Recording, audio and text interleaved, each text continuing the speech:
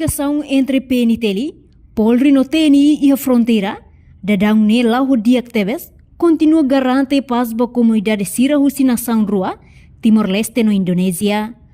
Porta-voz PNTL Superintendente Polícia Zombelo dos Reis Informação Tune, Lihusi conferência imprensa, nebe realiza e o Ministério Interior Vila Verde Dili, quinta-feira né. Situação e a fronteira controlado, foi acontece incidente, tamba coordenação autoridade de segurança Timor-Leste ou Indonésia, Laudia Tebes.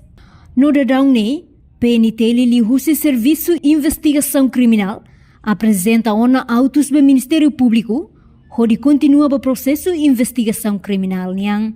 E a parte nebemos conflito agora darão controlado, coordenação da autoridade indonésia lá o dia que teve, e depois a investigação criminal nacional apresenta ona autos do Ministério Público para o processo continuação da investigação criminal. Cara que é motivo maneiro no caso durante a equipe identifica o famoso conflito.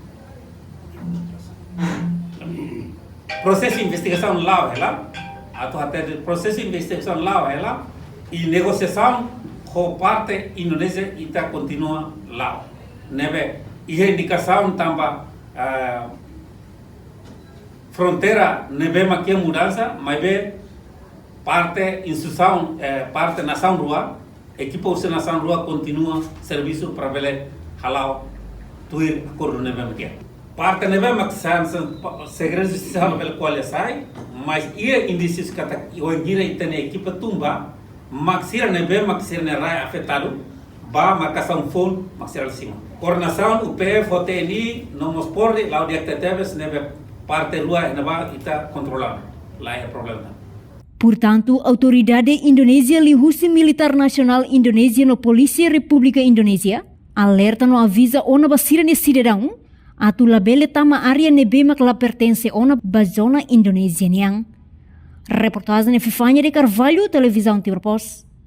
Janela informação ba emohoto. Atu tem informação atual dia kliu. Kita haluha.